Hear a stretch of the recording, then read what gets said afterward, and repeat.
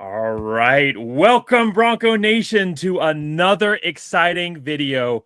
This is the Fiesta Bowl preview. This is a live preview. It's the third one I've done this season.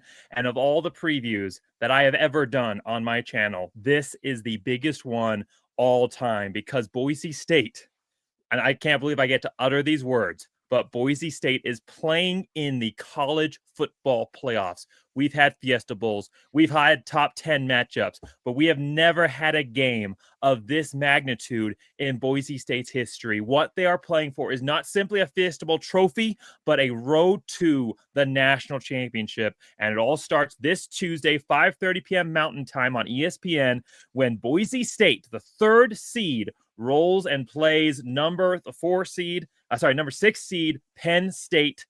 This is going to be a game, like I said, on ESPN. Penn State is favored in this matchup, given a 10.5 favorite to win. But Boise State has a great chance, and that's a big part of that is the bye week that they have gotten. We've gotten to take a look at Penn State in their recent game versus SMU, and that's what we're going to be talking about today. We're going to preview Boise State versus Penn State. We're going to go through the series history, looking at the Fiesta Bowl wins for both Boise State and some of the ones for Penn State as well. Both these teams have a very storied history in this big game. We're going to look at key players for both Boise State and Penn State. So, hey, any Penn State fans watching, we've got some stuff in here for you as well. Please add your perspective to either the live comments now or the recording afterwards. I always try to go through and respond to everybody that comments on my videos.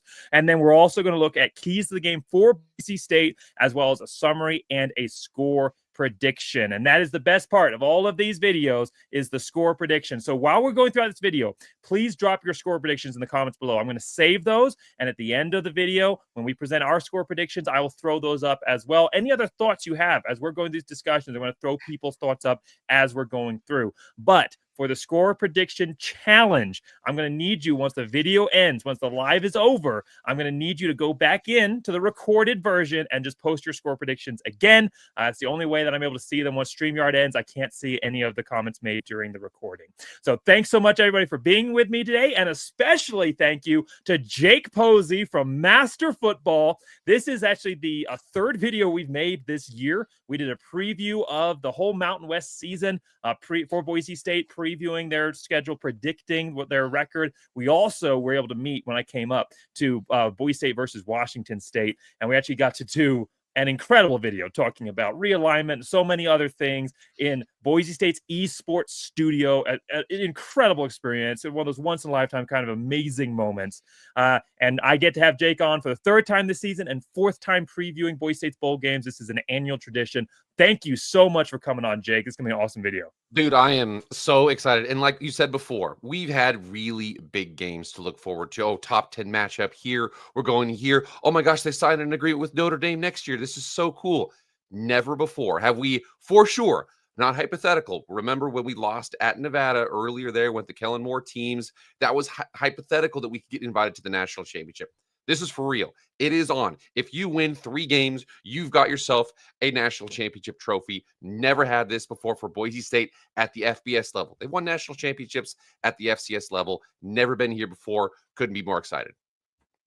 This is going to be an incredible preview. I definitely encourage everybody to check out Jake's content. The link, I'll put links in the description of the video once we're done recording. You can see on the banner right now his main channel here, Master Football with Jake Posey. You can also find him on Twitter, both of us on Twitter at the same address. But he also has, for anybody that loves the new it is esports, but the new college football video game, College Football 25. He has another channel dedicated to that as well. The MF Film Room, I'm going to put a link to that. There's incredible content on both of those. So let's dive right into this. Again, everybody put your score predictions in the live chat and in the recording as we're going through. And let's just dive right into this then, just with a quick look at the season for Boise State. We both came on, like I said, at the beginning of the year and previewed and predicted the season. And hey, man, I tell you what, we nailed it. We said 11-1. Both of us said 11-1. One lost to Oregon. You were a little bit better than me. I'll say that. You predicted for the Mountain West Championship game, they would play UNLV. I thought they would play Colorado State. I was almost right, but hey, heads to you here on this one. You got that one right. And now the Boise State is playing in the Fiesta Bowl, which we both predicted they would have a chance to make. What have been your thoughts on this incredible season for Boise State? Well, in case anybody here has never been here before to watch how we do this, we both are. How do I say this? We had the Andy Avalos era, and listen, say what you want. He tried his best. It just wasn't a good fit for what we wanted to do. However, every year, Jake and I would meet and be like, "We're going 11-1, baby. We'll miss one. We're going 11. We're gonna go," and then we would go 8-4, 7-5, something like that. This year, though, I said to hell with it. I feel it. Spencer Danielson has so far lost 2 games as a head coach. This is the craziest stat. He's had 1 full season as a head coach in FBS football, and he has 2 conference championships. It's back. The irrationality. We're going, baby. Everything is back to where it was before. That same level, like at many schools, 7-5 is like, holy cow, that was a great season. At Boise State, 7-5 is like, get the papers ready. Okay, you call U-Haul because it's coming. And that's exactly what happened there. I remember last season, it was myself and 2 of my other friends. We were at the New Mexico game. We were sitting at 4-5 in November as a Boise State football team. Saying that out loud is like, ugh, it's icky. Won that game, ultimately got to 5-5. Jeremiah Dickey was like, listen, it is what it is. We got to move on. Since that moment, we lost a bowl game in which a bunch of people entered the transfer portal, and we lost at the number 1 team in the country to a last-second field goal.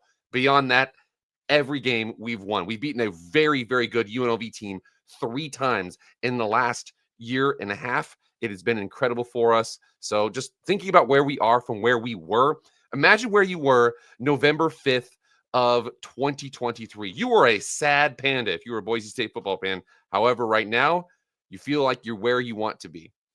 The reversal has been truly incredible, and I don't think we fully appreciate that. Boise State had some great follow-on seasons, after disappointing years. I mean, we look at 2005, right? Lost in the MPC Computer Bowl, you lose your head coach, then Chris Peterson comes in and takes you to that first Fiesta Bowl. Or even 2014, you lose Chris Peterson, you don't have a great year. You won, 9 games that year? I think it was 8, but it wasn't a great season. You lost at the beginning of the year to Washington. Chris Peterson left, and then Brian Harsin comes in and leads you to the Fiesta Bowl. This is nothing like that.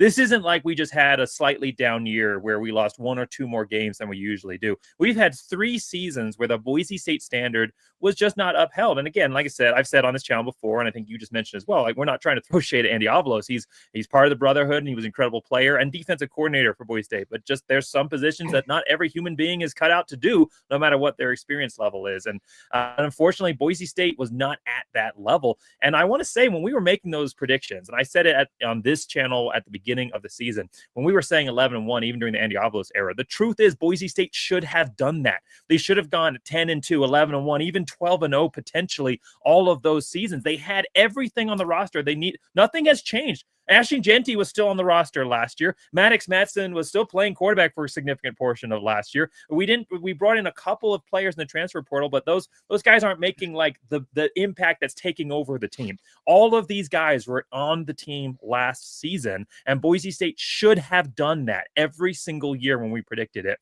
And unfortunately, there was one piece missing, and that was in the head coach's chair. Now that Spencer Danielson has taken over, he's exceeded, I think, every expectation that Boise State fans had for him, and he has brought Boise State back. I said it at the beginning of the year that we are back and we are in the Fiesta Bowl, and this is where Boise State belongs. And it's an incredible series history when you look at it for Boise State. Playing Penn State, they don't have any series history, but for the Fiesta Bowl, Boise State is undefeated in the Fiesta Bowl. They're one of 3 teams in the FBS that have never lost in the Fiesta Bowl: Oklahoma State, Boise State, and who they are facing in this game, Penn State. Boise State 3-0, obviously massive, probably three of the biggest games in the modern era of college football, especially the first one. I mean, that one ranks as one of the best college football games of all time. 2007 Fiesta Bowl, 2006 season, Boise State rolls in, plays Oklahoma, beats them 43-42. Variety of trick plays, but what people forget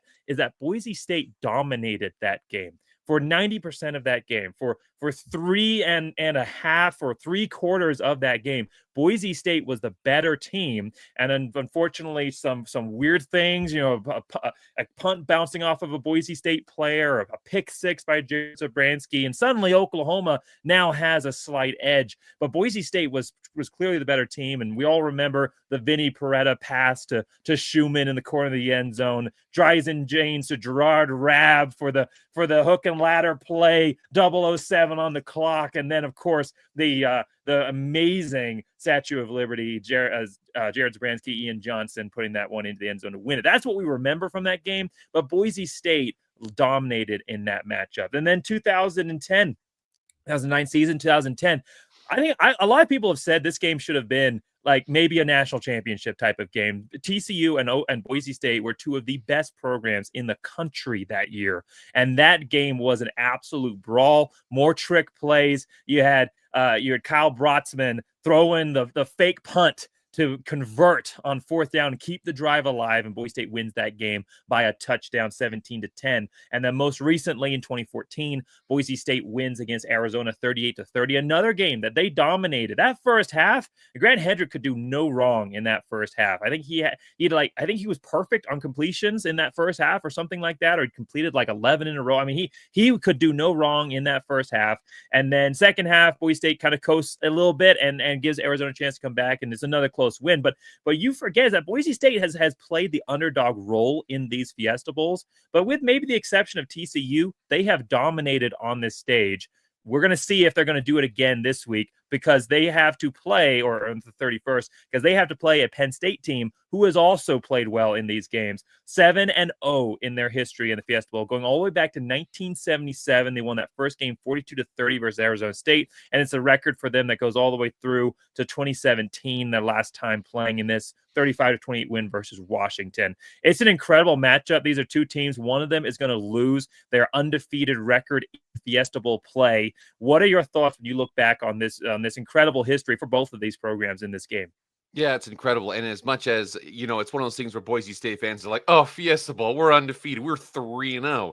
And it's like, well, Penn State, they are 7-0. As much as Boise State fans are getting all high up in their britches, they have to remember that they're still the new kid on the block. Okay, FBS in the 1990s, it's not like they've been here for a while. Penn State, they've got, black and white photos of them being fantastic. So they are two completely different, the old school versus the new school. We've got the physical Big Ten versus the high flying Mountain West, up and down crazy offense, Boise State. Although actually this year it's a little bit different. Boise State's a much more, I would say, controlled offense this year. But seeing what this is right here, it's incredible. Talk about James Franklin. Does this count as a big game? Did last week count as a big game? Is he over that hex?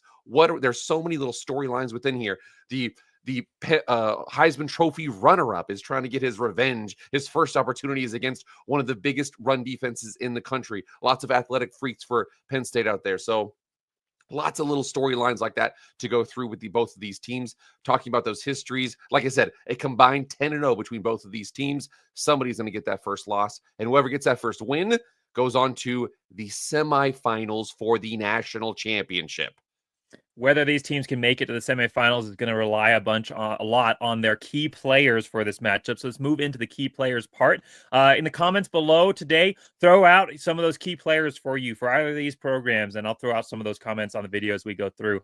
But I'm going to lead off with two of my Boise State guys, and then you can go ahead with your Boise State guys for this one. So number one for me is going to be, of course, I think Ashton Jeanty. I think that's everybody's key player for this one. He's got all the eyes on him for this season for Boise State, but also for this Fiesta Bowl. What a position to be in, right? Where you're playing a top 10 ranked, I mean, they're the 6th seed, but this is a top 5 program for Penn State as far as the CFP rankings go.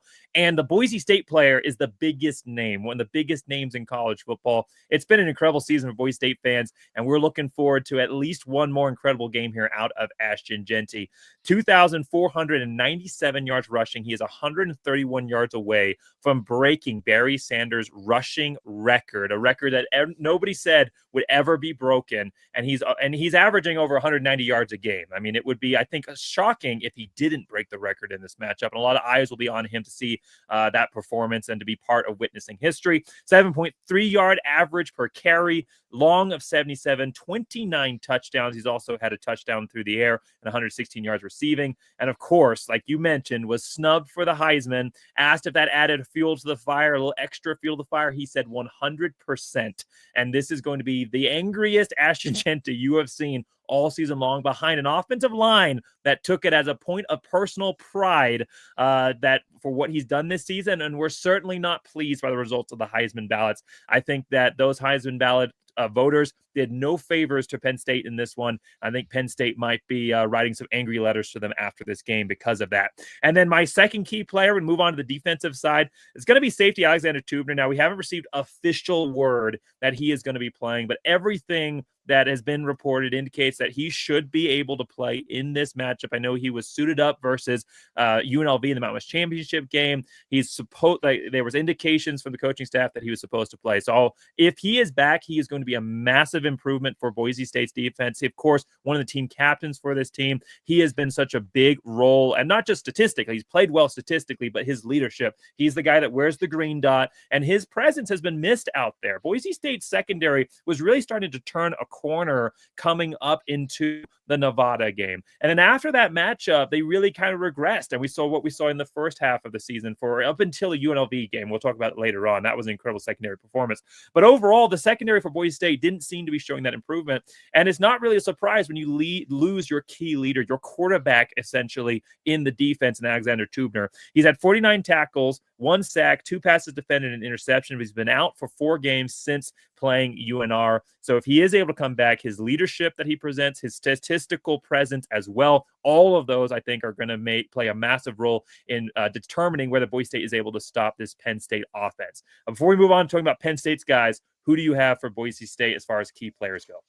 So mine are pretty similar to yours. I do have one thing, though. Ashton Jeanty is, like I said, he is he got number 2 in the Heisman voting. He's actually kind of like a constant. I actually don't consider him to be the most important player. I shouldn't say, excuse me. He is the most important player, but the key player to watch, like key player to the outcome of the game. I have 2 players. I have an offensive lineman and I have a safety, not Alexander Tubner. So I have these players are connected between Penn State and Boise State. The big matchup between these two first, and I'll start off with Boise State side. The big matchup is left tackle number 77, Cage Casey. He has himself a giant job ahead of himself with who he has to block. I'll go over that with the Penn State guys over here. But basically, if he's able to hold down his edge and able to establish a run game, pass protect and everything like that, Boise State's going to have a lot better chance moving the ball because on the other side, Penn State has an absolute demon of a pass rusher. On the defensive side of the ball, the way I was thinking it was like this. If you think about it, like defensive linemen match up with offensive linemen, corners match up with receivers, tight ends and quarterbacks and running backs match up with safeties. We're similar in safeties. However, the safety I picked was the best pass rushing safety in all of the entire nation, which is Shea Oladipo. He's going to be the guy where when he blitzes off the edge, he's one-on-one with Drew Allar. If he's able to get there, if he's able to take advantage of that, if he's able to drop into coverage, he's able to create. He's the one-on-one matchup between him and Drew Allar. If he's able to win that matchup, Boise State's defense is going to have a lot of success because that Penn State offense has lots of big guys, lots of fast guys, lots of good tight ends. But basically, if he's able to win that one-on-one matchup there, I really like Boise State's chances on defense to be able to get more stops than people think. I'll let you lead off with your Penn State guys here, but for just a second, I'm going to talk about some of the people you just mentioned. Offensive line-wise, I love that pick. I love all these guys on this offensive line. Jeanty's performance doesn't happen without what these guys have done up front. I think he still has a great year behind any offensive line out there because he's just that incredible. But Boise State's offensive line, and we ribbed a little bit on Avalos at the beginning of this video, so let's give him a little credit here. That was a point of that Boise State needed to fix, a point of emphasis, an issue we saw under Harsin. And every coach has their weakness. For him, it was recruiting offensive line and to a certain extent defensive line as well. Just couldn't get it done. Andy Avalos fixed that, and we've reaped the benefits of that reward here in this season behind one of the best offensive lines, certainly in the group of 5, and honestly one of the best ones in college football. And we haven't been able to see them healthy this year. That's the crazy thing, is that Ashton Jeanty's done all of this behind a offensive line that's had 7-8+ formations this year because of multiple injuries. Well, they are back fully healthy in this matchup. The first time, the UNLV game was the first time they were fully healthy since Georgia Southern. They had a chance to knock off the rust in that game. And now, in addition to, of course, the snub with the Heisman Trophy, they also have an opportunity to make up some lost time here playing together as a unit, something they missed out on for most of the season. So I love that pick. Moving over to the defensive side, talking about Shea Oladipo, what an incredible player for Boise State. I have been so high on him. Even when he was just a backup, he got into a game, got an interception, and I said, this is a guy who plays 100% effort the whole time, sitting there at his nickel position, which he splits with Rodney Robinson, which is kind of like a hybrid safety linebacker role for Boise State there, kind of corner. It's a little bit of everything. But he has been such a huge factor this season. He was massive versus UNLV. He was even bigger versus Oregon State, coming off the edge, blitzing, and also dropping into coverage. He plays all over the field. Fantastic choices. Let's hear the guys that you have for Penn State. Well, I want to make sure everybody understands this. Penn State has a very, very, what's the term I want to say here? They've done an extremely good job of putting athletic freakazoids out on the field.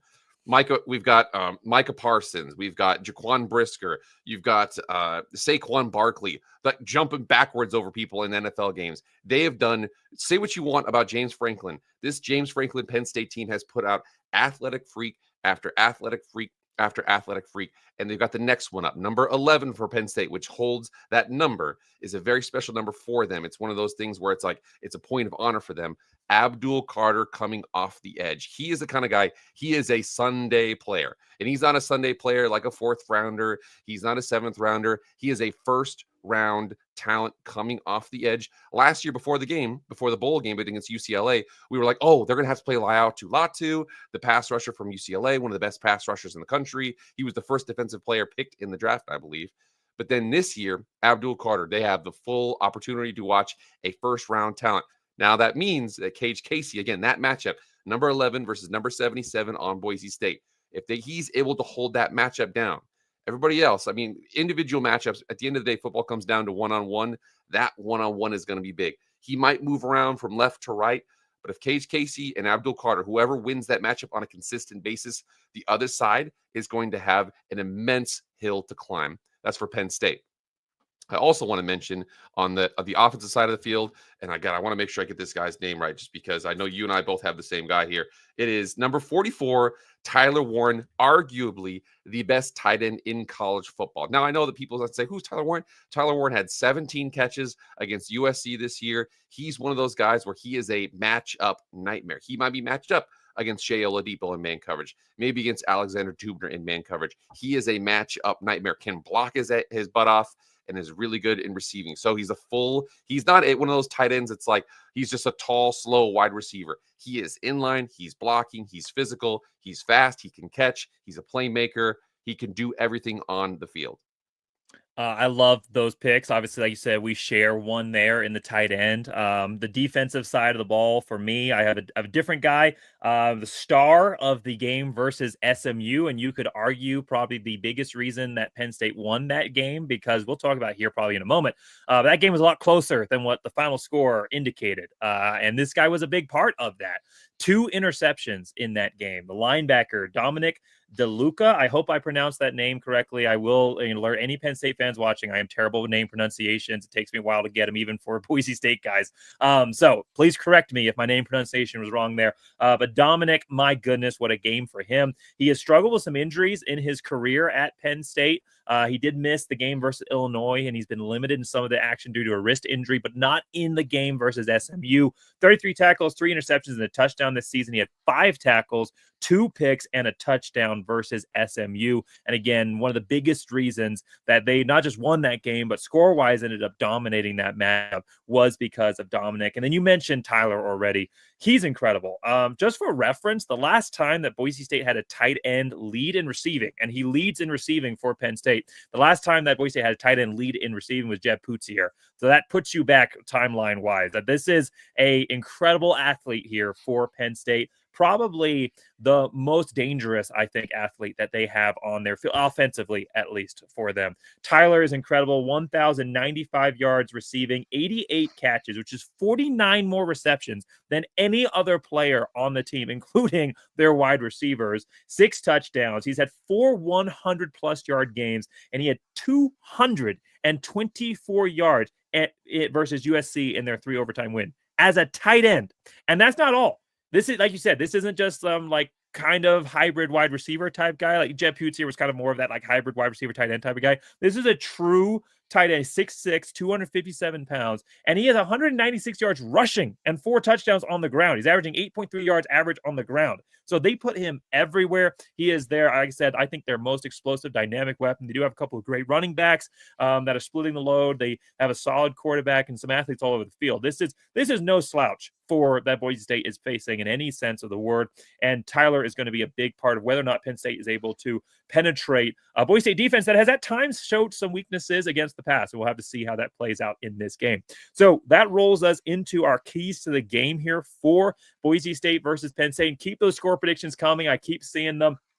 I'm saving them all that I see pop up, and I'm going to put them in at the end of the video. So please keep those going on. And then any relevant comments you guys have, I'm going to throw them up as well. Keys to the game here. We're each going to lead off with a key to the game. I'll go with one, and then you'll go with one, and we'll go through 3 keys for Boise State, and we'll discuss each other's keys as we go throughout. So I'll lead off on this one for Boise State. The number one key I have is slow and steady wins the race. And what I mean by that is just basically methodical over flashy. We mentioned in some of those other videos, those other games for Boise State in these Fiesta Bowls, they have had some very flashy moments. Again, the game versus Oklahoma, those last finishing moments versus TCU. They have had those flashy moments, but truly what won them those games was strong, methodical play, and especially dominant running games, really in all of those matchups. A little bit less versus TCU, but Doug Martin still had over 100 yards rushing.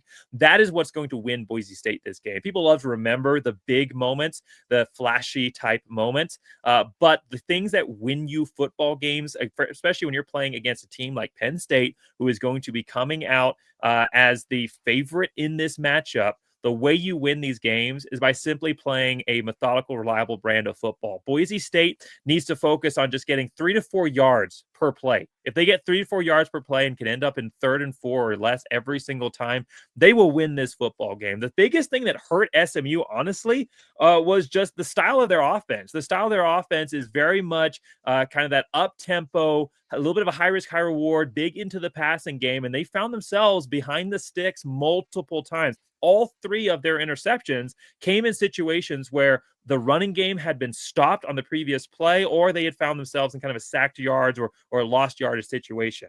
Their first pick, they were 2nd and 10. Their second pick, they were 3rd and 16. And the third pick was from the goal line, but they just taken a negative -1-yard loss on the run before they threw that pick at the goal line. So the biggest thing that hurt Penn State, biggest thing that hurt SMU was the fact that they weren't just able to put together a methodical product. Even at one point there in the red zone, they have an opportunity to convert a 4th and 1. And instead of just putting the nose down and getting the first down and keeping that drive alive and giving yourself an opportunity to go up on Penn State, they throw it toward the end zone. It's a bad off-target throw, and they end up turning the ball over. So Boise State needs to not change their style. All year, they have, like you said, it's been a little bit more of a, what I would say probably reliable, I think is the word you said, offense. A little bit less flash, but certainly very much focused on the running game.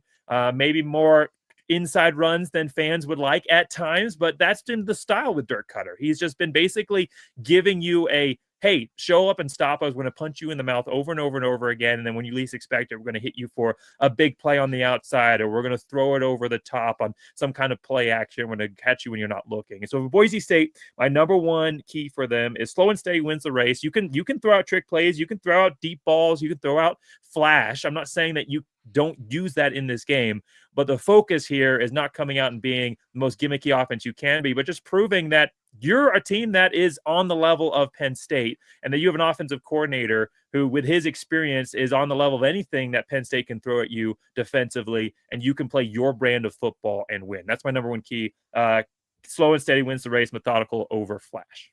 So we're pretty similar in what we said here. So I have the three keys that I had. So number one is going to be take care of the ball. And a big reason why take care of the ball is because if you watch, I literally have it right here in front of me.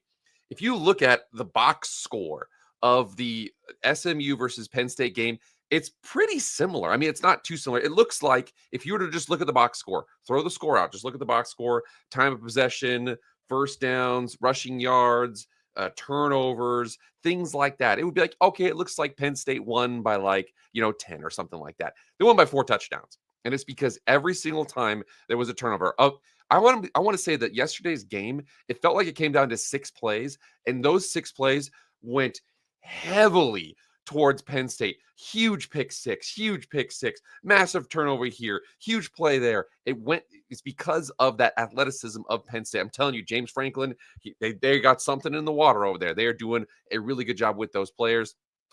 The fact that they're able to turn that many plays from, small little bad plays into massive plays for Penn State, it just shows that as long as you're able to play, and again, the controlled, if you can play in a controlled, very, very, not a lot of chaos with your offense from Boise State's perspective, run the ball. Like you said, there's maybe too many, runs on the inside, but at the same time, that's what Boise State's game is. They're not trying to get out there, not trying to play a crazy up and down type of a game. But again, Penn State, they have the type of athletes that if you give them an opportunity, they can take it to the other end of the field every single play. You limit turnovers, you limit their opportunities for those. And I love that you mentioned that because my second key is don't Jennings yourself. So in this sense, don't force anything and give the game away. The Maddox Madsen I know the coaches talked about big play ability. I think that was really more for the fans than anything else, because with the reason that Maddox Madsen was selected as quarterback is because he's a dependable, reliable option for Boise State that has great awareness of the field and can do enough to give your team a chance and not turn the ball over or take negative yardages, present a solid platform for Ashton Jeanty. He's done that all season long. 2,714 yards passing, 22 touchdowns, only 3 interceptions, and he's only been sacked 10 times. That's why Maddox Madsen is the quarterback of this team. And that's honestly a big reason why I think there might also potentially have been some other issues going on with Malachi Nelson, just as far as like a schematics situation goes. But that's honestly the reason that he was selected as the starting quarterback over Malachi Nelson, why he is leading this team to a Fiesta Bowl. Don't change what you've been doing all year. Don't force things. I know there has been some moments where fans, the imaginary picks, the potential picks, but he's gotten much better over the season. And honestly, when you look at the body of work, that is the abnormality and not the norm for Maddox Madsen. The norm for him has been the good decision making, and that's what he needs to do in this matchup. The problem is that it's not like Jennings had a history of that. Jennings has been great this season for SMU. 3,050 yards passing, 22 touchdowns, same amount as Maddox Madsen, 8 interceptions, a few more, but not a prolific amount, 11 sacks. Coming into the game, though, he only had 5 interceptions. He threw 3 of them in that game versus Penn State. And he only had 195 yards passing. And so for Maddox Madsen, you cannot let the moment get too big for you. Come in, like we said, in that first key, that slow and steady, methodical. Just come in and play your game. Don't force anything, because I think Boise State's going to get opportunities to give you the ball back here. Penn State's offense had some struggles versus SMU. I think defense it's not like they're going to just go down and score every time. I think Boise State's defense will match up well in certain contexts here. I think special teams, I think you're going to win the field position battle. Penn State's quarterback had a bad day versus SMU. I don't think that's truly representative of what he's capable of, but he hasn't been a world beater at punter this season. He's 69th overall in the nation in average yards per punt, and he's only had 3 games where he's punted for a long of 50. We definitely have the better punter, which is not necessarily a slight to Penn State's punter. We just do have one of the best punters in the country. He was a finalist last year for the best punter in the nation. He's had 3 games with 60-plus yard punts this season. Coming back from the injury, he's definitely been much stronger on the second half of the season. And so you're going to win that field position battle more times than you don't when your defense does get the stop. And Ashton Jeanty's going to get stronger as the game goes on. So for Maddox Madsen, just don't force anything. Just allow if you can't convert, that's fine. Throw it away and punt the ball and give your defense, which I think is going to be strong in this matchup, give them a chance to get you that ball back and Ashton Jeanty to get stronger as the game goes on. You don't have to win this game for Boise State. The team will rally. You just have to give them that opportunity and don't dig them into a hole like Jennings did versus Penn State in their matchup. Yeah, absolutely. And I think another key for Boise State here is to have success on defense on first down. And the reason why is because Penn State doesn't have Drew Allar is a pro, has a pro caliber body build, and that he's getting interest there. He did decide to come back to go to Penn State for another year, but he has a build like that. But they are not this high flying passing attack. They are still a Big Ten team. They play like a Big Ten team. Now they play like a Big Ten team with a lot of dynamic athletes across the board, especially on the defensive side of the ball. But I think that if Boise State can stop the run or get early success on first down, Eric Shenander, the defensive coordinator, Boise State is number 2 in the nation in sacks behind Ole Miss. If he's able to get out there and get those zero looks, those exotic blitzes on 3rd and 6s, 3rd and 7s, 3rd and 8s, I really like Boise State's success here, because if they're able to stay ahead of the chains, stay ahead of the 2nd and 2s, 3rd and 1s, things like that, Penn State's going to be able to keep Boise State's base packages on the field. They won't have a lot of those exotic defenses they're able to bring out there. So if they're able to do that, Boise State's able to get some early success and some early downs. You want as many 3rd and 7s as possible. That doesn't mean you can't still get beat over the top, but I would way rather trust putting the ball in Drew Allar's hands, where we've seen that, again, he didn't even have very good of a game yesterday because he didn't have to, because of how good the rest of the roster was. But you're like, listen, Drew, we want to see it. We want you to go out there and beat us from the pocket. If they're able to force him to beat him from the pocket, they have a much better chance that if he doesn't have to beat you. If Drew Allar doesn't have to beat you, I don't know if this is going to be a close game for Boise State. And I think that's a fair point. When you see these programs that have a statistically better roster, when you look at stars coming out of high school, when you look at level of just talent overall, Penn State is a better roster than Boise State. I think we have players on our team that match up better than them at certain positions, specifically at running back for sure. But just depth-wise, sure, Penn State's the better team. And the last thing that you want the game to devolve into is a grinded-out running offense that you have to try and go out and stop, because your defense is going to get worn down versus that type of team. They're just going to have more guys they can throw at you, and you're not going to have the depth to be able to stop them consistently throughout the entire matchup. You may be able to hold on to them for the first half. You might be able to hold on to them for into the third, but eventually they are going to beat you if you cannot stop them on the ground. I 100% agree. Put this into the air, because I was going to mention this later, but I'll mention it now. Penn State's quarterback here, he's thrown for over 2,800 yards, 2,894 to be exact, 21 touchdowns, 7 interceptions. And I will say, I'm not sure if that's updated from their game last week. ESPN's kind of yesterday. ESPN's a little slow sometimes in updating the stats. So we might have just over those numbers. But he's also had 5 games where he threw for under 200 yards. He's had 5 games where he's thrown for under 200 yards. He's a very methodical type of passer, but he's not necessarily, he has the capability, but he's not necessarily the deep explosive type of guy. Like, this isn't like we're going to be playing, Penix from Washington when we played them last year. And I think that he's not even going to be necessarily the same type of quarterback that we saw with Dylan Gabriel. It speaks volumes when your leading receiver is a tight end, and 1,400 of your 3,000 passing yards are from 2 players, a tight end and a running back. That speaks to a lot of check down type passes, shorter plays, the more methodical offense. If that offense can get going, which is built on the running offense being a factor, then you are going to struggle to stop them. But at the same time, I think our defense matches up pretty well against this offense. Asked earlier in the comment, we have a ton of Penn State fans watching. I definitely appreciate that. Please continue to contribute your perspective throughout this video. Thrown out some of those comments as well. But I was asked by a Penn State fan earlier in the video, how good is Boise State's defensive line? I think their front 7 is the strength of this team. Like you mentioned, the blitzing has been fantastic. The run offense at times has been somewhat suspect. But it hasn't been a weakness. Run defense. Run. Oh no, sorry. Yes, 100%. Yes, thank you for this. Is why I bring on a special guest for these to catch Ashton Genty would have hopped in the chat. If you he would.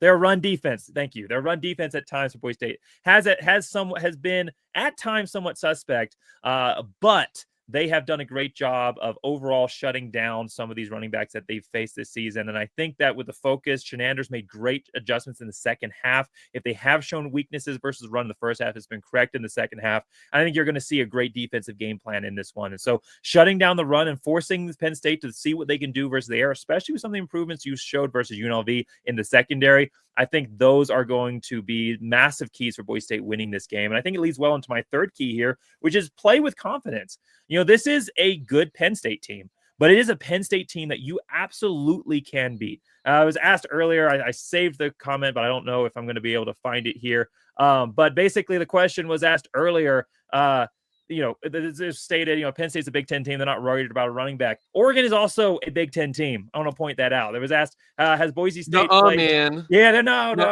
it's not real. Has they played a guy like Abdu Carter? Not exactly like Abdu Carter because he is a monster, but Oregon has a lot of guys that the gap between them and Abdu Carter is not as significant. I mean, they have future NFL talent for them on their defensive side of the ball. Boise State has played and beaten the best, they have played and almost beat the best team in the country. And I mistakenly said beaten because they did beat that team. They held that team to 23 points offensively, and we gave up 2 special teams fluke returns, which we haven't done the rest of the year. 2 special teams fluke returns, 1 on punt return, 1 on kick return, and they won that game. But our offense and our defense won that game for Boise State. Penn State's good, but they're not as good as Oregon. We have played up to this level before. We can do it again. Boise State also has a lot of, they should be confident coming to this game. This is going to be a home type atmosphere for Boise State. We didn't have to buy tickets for a first round playoff game. This is the playoff game that we're not having to buy tickets for 2 games here. We bought our tickets for this matchup, and it's the Fiesta Bowl, and Boise State fans are turning out in droves. We've already sold out of our entire ticket allotment. They're buying up all the available tickets. This is going to feel like a somewhat home-like environment for Boise State. You match up well in a lot of areas against Penn State, and the Penn State team that we saw versus SMU is 100% beatable by Boise State. All of my keys derive basically into this last one, which is play with confidence. Come out and play your brand of football. You don't need to do anything special to beat Penn State. You just have to not make mistakes. You just have to not do anything to hurt yourself. Play your best version of you, but you don't have to do anything that you haven't done all season to go out and win this game versus Penn State. And for Maddox Madsen, he should certainly be confident coming to this game because he was just essentially declared the starting quarterback for as long as he is at Boise State. For at least definitely for next year. His number one competitor, Malachi Nelson, he's not on the team anymore. And that is a confident vote from the coaches. If there was any chance of a quarterback battle, it is now gone. And Maddox Madsen can come into this game with nobody looking over his shoulder. He can play loose and free. And we haven't seen that all year from Maddox Madsen. We saw it last season when he knew he wasn't the designated starter. He was the upstart guy coming off of the bench. Taylon Green was the starter, and he was just happy for the playing time he got. And Maddox Madsen played a great brand of football last season. This year, he's had really good moments, and I think he's played strong overall, and I've definitely been a supporter of him this season because the stats back up what he has put onto the field. However, he certainly has at times not looked as confident. He has not looked like he is taking some of those opportunities. He's second-guessing himself a few times. He doesn't need to do that anymore. He is the starter for Boise State, and his position is secure. So from a team perspective, from a play-calling perspective with Dirk Cutter, and from Maddox Madsen, come into this game with confidence because you can beat this Penn State program. Yeah, and I want you to know, I've been reading through the chat here. By the way, thank you guys all for being here. At the end of the day, even if it is animosity, it's still, we appreciate the fact that you guys all showed up. But the great thing about this year in college football is, can you truly predict anything? At this point, think about this right now. Ohio State, and I've got a couple of Ohio State fans in here. Ohio State absolutely choked against a bad Michigan team a couple weeks ago, and now they beat the hell out of Tennessee, and they're favored in Las Vegas, favored by Vegas to beat Oregon right now. I think they're a 1-point favorite at the opening line for them. So people are like, oh yeah, well, this right here is what's for sure going to happen in this game. I'm going to tell you right now, you don't know, nobody knows, get the hell out of here. But I will tell Penn State fans, I'm going to let you know a little secret. All the Boise State fans, all right, Penn State fans, get in here, okay? There's one area that Boise State has been insecure for the last part of the year, maybe even 2-3 years. And it's not the specialists. You mentioned before, you talking about John Adamas, you talking about, James Ferguson Reynolds. The specialists are fantastic for special teams. I have in all caps, one of my keys for Boise State. It's clean special teams. And the reason why is because if you think about this, if it really gets down to a unstoppable force versus an immovable object, if it gets down to one of those things, the differentiator is going to be special teams. And I already mentioned Penn State's athletic profile. Penn State is arguably one of the most athletic teams in the country, even over Oregon, even over Ohio State or Alabama or all those other teams, Georgia. From a top to bottom perspective. Again, I already mentioned all the dudes they put in the NFL who are the freakiest dudes in the NFL, and they're freaks in college right now.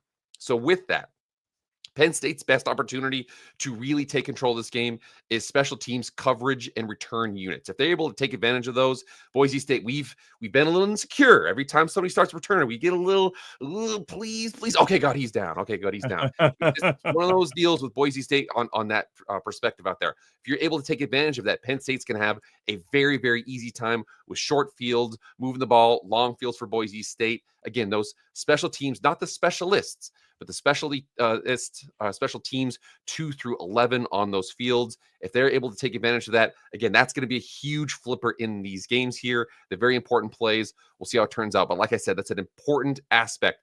The battle between those two is going to be a huge, huge impact to the game. I 100% agree on that. Yes, that's why we lost to Oregon. And like I was saying at the beginning of being confident, you don't have to do anything special, but you can't make those kinds of mistakes. And special teams is a moment where we can lose this game like we lost it to Oregon. It has been certainly a tricky subject for Boise State fans this season because you bring in Stacey Collins. Her name should be very familiar here to Penn State fans. So you bring in Stacey Collins, and he's supposed to be one of the best teams coordinators in the country, and he comes in and we've just had issues all year in the returning game for Boise State, both in our ability to return footballs and not do it without fumbling, and also to be able to protect against the returns from the other teams. I think that we've seen some consistency start to be developed the last few games for Boise State there. I mean, everything is trending upward for Boise State. The passing game has looked better for Boise State, especially in the first half of these matchups. Everyone's getting healthy. The secondary is looking better. The special teams is trending up. All of these things are starting to look better for Boise State. But in the back of every Boise State fan's mind, like you said, are we going to get this guy down? And there's been some scary moments. That's going to be a big one. So summarizing for me, my 3 keys to the game: slow and steady wins the race, methodical over flash. Don't Jennings yourself. Don't force anything, and play with confidence. Summarize yours again for anybody that came in a little bit late here, and then we'll get into summarizing this game overall and presenting our score predictions. Absolutely. So again, the way that this game can get away from Boise State is if it's chaotic. I think it's take care of the ball from Boise State's perspective. Force Drew Allard to win from the pocket. If they're able to have short fields, play with balance, it's going to be a lot tougher matchup. And then clean special teams. Boise State's kryptonite has been returns. We saw that, again, Boise State matched up with Oregon, and they do not fear them 1 through 100. They do not fear them in between the 20s. However, special teams, all it takes is a couple breakdowns here and there. Take those dynamic athletes, take it to the 6, take it to the end zone. So I just think that is the big aspect there. If you have clean special teams, BSU is going to have a lot better time managing that dynamic, athleticism that Penn State has. All right, we're going to summarize our thoughts here, add any additional commentary or statistics that we think are relevant, and then we're going to present our score predictions. Again, this is your opportunity, Boise State and Penn State fans, because there are several in the chat here. It's fantastic to have you guys along for the ride here. Thanks for being part of this. Present your score predictions. Anybody that presents a score prediction, I'm throwing up their comment at the end of this video, so continue to throw those in now. Continue to star those and make sure those are highlighted at the end here when we give our score predictions. So to summarize, I'll lead off, and then I'll let you come in here. For Penn State, summarizing here for Penn State, it's a Penn State team that statistically they're quite impressive. Offensively, they're averaging over 240 yards passing, over 200 yards rushing, very balanced system. Again, it's not one guy in the backfield for them. They have 2 running backs who are very, very strong, and then a passing game that, again, hasn't been the flash pass, huge explosives all year. They have done that, but they're just been a very methodical, dependable for the most part passing game here out of Penn State. Defensively, they've played well again on that front, 178.5 passing yards allowed per game and 103.6 yards rushing allowed per game, 35.2 points per game.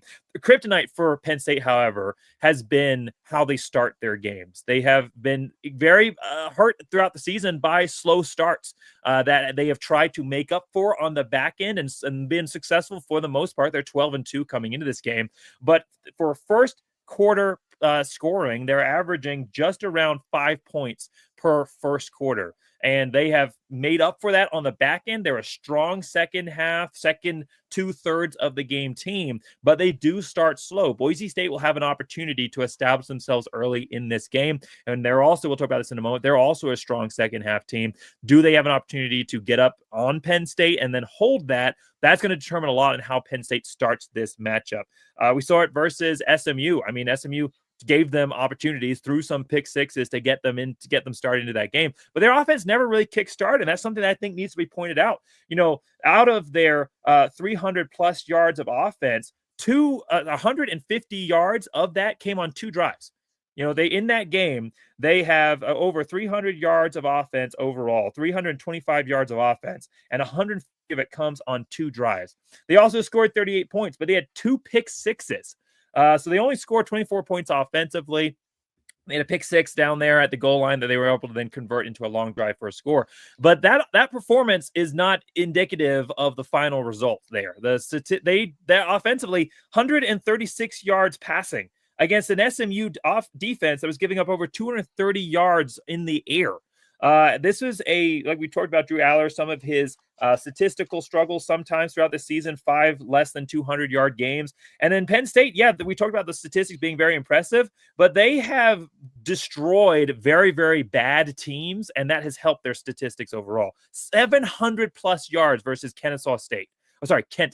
700 plus yards versus Kent State. Almost 500 versus Washington. Almost 600. 540 versus Purdue, and then 412 there versus Maryland. All games that they won handily, but the statistics don't show the true story of this Penn State team. I am not saying they are a bad team. This is a good Penn State program, but this is not the best team in the country. They're not ranked number 1, and I don't think they're better than Oregon. We played a better team than them, and we held that team close and had every opportunity to win that game. And this is a different circumstances. We're not playing at Oregon Stadium. We're playing in a neutral site, and it's not going to be neutral. I think it's going to lean Boise State. I think it's going to lean Boise State pretty heavily. I think Boise State has a strong advantage coming into this game. Maybe not roster-wise, but when you look at this team for Boise State, they are a great starting team. They have scored, they are average over 2 scores in the first quarter throughout this entire season. They've only had 1 first quarter where they did not score. In the fourth quarter, they're averaging 11 points in the fourth quarter, multiple 3-score performances in the fourth quarter this season. This is a team that starts fast and then also finishes strong. Unlike Penn State, which starts slow and finishes strong, Boise State has an opportunity here. It's also a Boise State team that we talked about has shown improvement in every single area throughout the year, and coming into this matchup, they are the most rested, the healthiest that they have been all season, and the angriest that they have been all season, the most motivated than at any other point. This is a great moment for Penn State to be in this game. They are playing for a playoff. But that's, somewhat routine. I wouldn't say playing for a playoff necessarily, but being at this level, being at this stage, this is not the norm for Boise State, for the group of 5 to be in a position where they can play for a national championship. This is meaningful for both teams, but it's more meaningful for the city of Boise that they are here and playing in this and what it would mean for them to win this. And the fact that it's the Fiesta Bowl. Yeah, Penn State's played some great games. A lot of those games happened before 2010 through 2000s period for them. I think they had like 3 or 4 of those Fiesta Bowl wins were in the pre-2000 era. They haven't, the Boise State Fiesta Bowls, Penn State has more wins in the Fiesta Bowls. There's 7 wins in the Fiesta Bowls, but Boise State's wins have been program defining. They have been the biggest moments in school's history and some of the biggest in sports histories. Playing in the Fiesta Bowl, period, means more for Boise State than almost any other team in the entire country. There is so much more emotion surrounding this.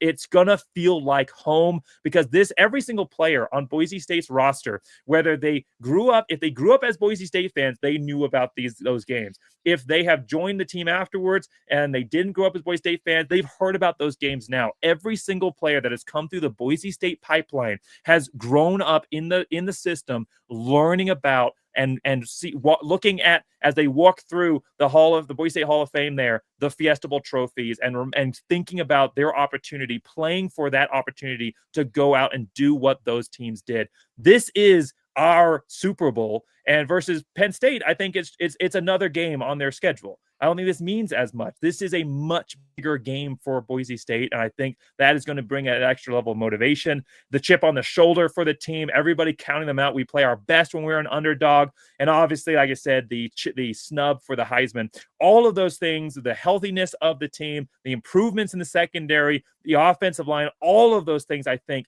give Boise State an edge. Before I present my score prediction, I want to hear your thoughts, and then I'll throw out my score prediction on this game. Absolutely. And I think that a big aspect of this is, and you mentioned a lot of the pageantry and the history involved with that, and that's really great. I think that a cool thing about this too is when you look at these teams, they both play each other very similarly on the offensive side of the ball. I saw a couple people here commenting here, and they were like, our offense isn't really a high-flying, up-tempo offense. It's very controlled, power, wear you time offense. And I'm like, okay, that's exactly what Boise State's offense is. It's the same, it's the same thing. So there's a couple different differences there. I think that, it looks like Boise State might be better on the outside at receiver, whereas Penn State might be better, especially maybe on the interior of the offensive line, and especially at tight end, especially at running back too. So they're both kind of doing the same thing on offense here. I really like the matchup there. However, my perspective here, and my score prediction, I'll go first just to kind of let you know where I'm at. My score prediction is you've got, again, unstoppable force, immovable object, both play the same way. This looks like it could be, like a 21-24 type game. Nope, not going to happen. It's going to get crazy. I suspect we're going to have some type of a Michigan versus TCU type game where it's just bananas all up and down, scores here and there. I predict a high-scoring affair. But again, I have to lean to my magic. I have to lean to my boys. I let everybody know here. I was predicting like, oh yeah, we're gonna go 11-1. We're gonna go 11-1. We're gonna go 11-1, and then go 7-5. They go 8-4, something like that. But I predicted 11-1 at the beginning of the year. We knew that the Oregon game would be tough, but we'd run through the rest of the schedule. We did beat a tough UNLV team twice. 38-35. Last second field goal. Jonah Damas for the victory here. Wow. Let's go. Boise State. Welcome to the blue. You know what it is. I don't even care. Okay. I don't care. All right. You know where I'm at. You know where to hit. Wow, that would be a game for the ages. Boise State roars into the Fiesta Bowl, plays a top 5 Penn State program, a team that is favored over them by 2 scores, 10.5 right now, and it might increase before the game actually kicks off. And they end up rolling out of there with some redemption for that game versus Oregon. Lose on a field goal versus Big Ten team, win on a field goal versus Big Ten team. I'm gonna disappoint a little bit in that I don't think it's going to be a thriller in that sense. I think it's going to be a great game, but I think Boise State's going to win this one a little better than that. I think that Boise State and Penn State are going to go back and forth. I think that we are going to start finding ways to stop that running attack from them in the second half. I think our secondary, what they showed versus UNLV, is more than simply a fluke. I think that they are going to show that continued improvement. And I don't think that Penn State's going to have any answer for this Boise State running game. I know they're great at stopping the run, but you have not faced a running back like Ashton Genty and Boise State's offensive line. This is not your average group of 5 offensive line. This is an offensive line where they could be starters on most Power 4 offensive lines. This is a very good offensive line for Boise State. Now, Coach Sanford said he was so impressed by it. It's not just a group of 5. These are guys that are probably most of them going to have NFL futures in the offing for them. And so I think that this is going to be a game that goes back and forth, is close scoring, especially in the first half when we struggle at times to stop that running attack. But I think Penn State does something similar to what we saw versus SMU offensively, and I think that they do struggle. I think it's a little bit low scoring, but then Boise State ends up pulling away in the second half. My final score prediction is 34-24. I think Boise State finds a way to finish strong like they have all season long. Ashton Genty, it's a one-score game until the fourth quarter. Boise State does what it's done a couple times this season, leads a 6-8 minute drive, puts it in for the final score, and puts this game away for Boise State to advance to the semifinals. So let's go to some of the comments here for the score predictions. Again, thank you so much, everybody, for participating. Penn State and Boise State fans. Got a couple guys that are very close to your score prediction here. The 3-point margin. Jax reports, thanks for all your comments on the video. We got a 27-21. We've got 35-28, so a little bit larger margin there, 7 points.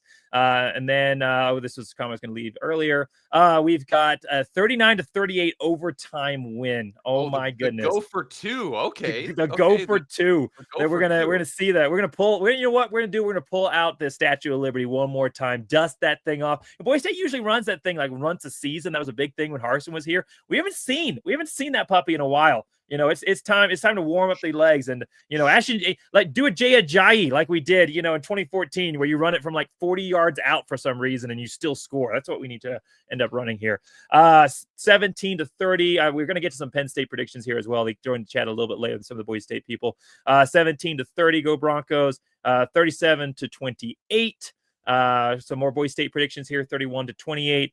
31-34. And then another overtime predictions. I mean, this is kind of a common trend here. Here we go. We've got 35-30 Boise State. We've got some Surf City Bill, longtime follower of the channel. Thanks so much for your contributions here.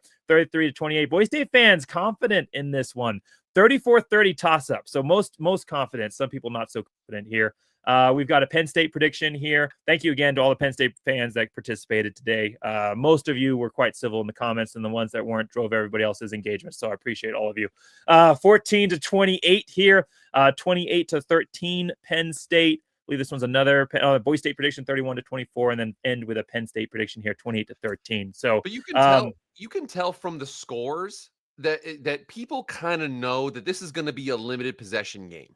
Like even 35-30, 8. That I was one of the high 1,000-0. Love it. Okay, no, but you can tell that everybody knows that like both these teams are going to be batting heads the whole game. This is not going to be two air raid teams going at it. So with that, there's going to be limited possessions. It's going to be touchdowns. It's going to be a couple field goals. It's going to be a very, very measured, very physical game. This is a team that whoever leaves this game winning has got a tough road because they got to turn around and play, potentially Georgia or Notre Dame a couple days later. This is a very, very physical game. You can tell from the scores, everybody, even pro and Boise State and pro Penn State. Thanks again, everybody, for being part of this. This is going to be a season you're going to want to commemorate. Make sure that you check out the link that I'm going to post in the description to Nico Sports.